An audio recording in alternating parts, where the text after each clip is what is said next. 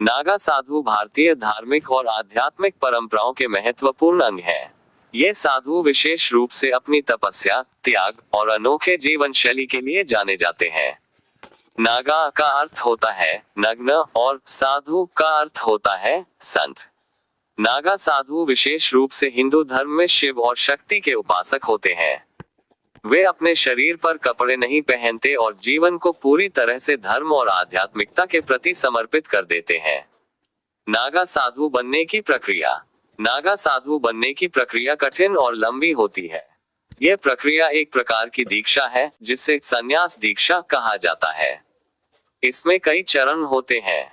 1. गुरु की खोज। नागा साधु बनने के लिए पहले एक योग्य गुरु की खोज करनी पड़ती है। गुरु वही होता है जो अपने शिष्य को सही मार्गदर्शन दे सके। 2. अखाड़ा में प्रवेश। नागा साधु किसी विशेष अखाड़े से जुड़े होते हैं।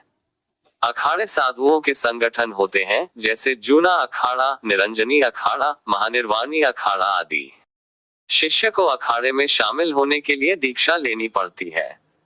3. दीक्षा संस्कार। नागा साधु बनने के लिए एक विशेष संस्कार होता है जिसे दीक्षा संस्कार कहते हैं।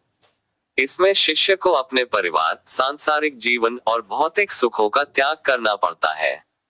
यह प्रक्रिया कठिन तपस्या, संयम और भक्ति से भरी होती है।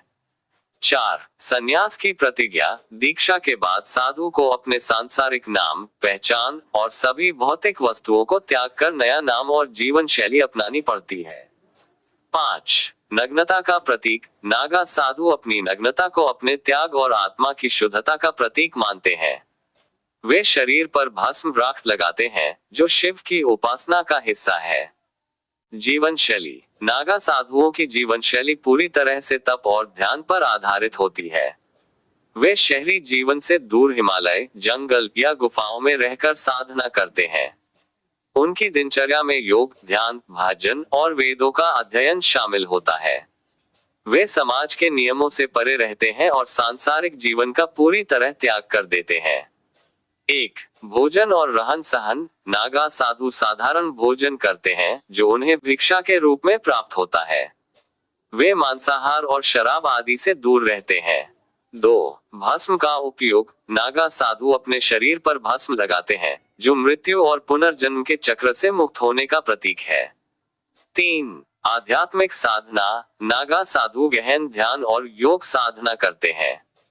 उनका मुख्य उद्देश्य मोक्ष प्राप्त करना होता है। 4. युद्ध कला। नागा साधु प्राचीन काल में युद्ध कला में भी प्रशिक्षित होते थे। वे अपने अखाड़ों के सम्मान की रक्षा के लिए लड़ते थे। नागा साधुओं का इतिहास। नागा साधुओं का इतिहास प्राचीन है और यह हिंदू धर्म के विकास से जुड़ा हुआ है। माना जाता है कि नागा साधुओं की परंपरा आदि शंकराचार्य के समय से शुरू हुई थी। आदि शंकराचार्य ने सनातन धर्म की रक्षा के लिए अखाड़ों की स्थापना की थी। नागा साधु इन अखाड़ों के प्रमुख साधु होते हैं। पुराने समय में नागा साधु युद्ध में भी भाग लेते थे और हिंदू धर्मस्थलों की रक्षा करते थे। वे क्षत्रिय गुणों वाले साधु माने जाते थे। नागा साधु और कुंभ मेले का संबंध। नागा साधु कुंभ मेले में विशेष रूप से प्रसिद्ध होते हैं। कुंभ मेले में उनका पहला स्नान मुख्य आकर्षण होता है। इसे शाही स्नान कहा जाता है। नागा साधु कुंभ मेले में अपनी योग शक्ति, भक्ति और तप का प्रदर्शन करते हैं। समाज में नागा साधुओं की भूमिका। हालांकि नागा साधु समाज से अलग रहते हैं, लेकिन उनकी भूमिका समाज के आध्यात्मिक मार्गदर्शन और धर्म की रक्षा में महत्वपूर्ण है। वे अपनी तपस्या और साधना से समाज को प्रेरित करते हैं। नागा साधुओं का अनुशासन। नागा साधुओं का जीवन कठिन अनुशासन और संयम से भरा होता है। वे सांसारिक इच्छाओं जैसे धन, परिवार और भौतिक सुखों से पूरी तरह दूर रहते हैं।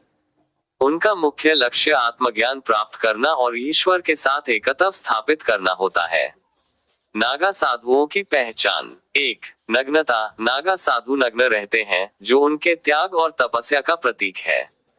2. जटाएं। उनके बाल लंबे और जटाओं में बंधे होते हैं। 3. भस्म। वे अपने शरीर पर राख भस्म लगाते हैं। 4. त्रिशूल। नागा साधु त्रिशूल धारण करते हैं जो भगवान शिव का प्रतीक है। आधुनिक समय में नागा साधु आधुनिक युग में भी नागा साधु अपनी प्राचीन परंपराओं का पालन करते हैं।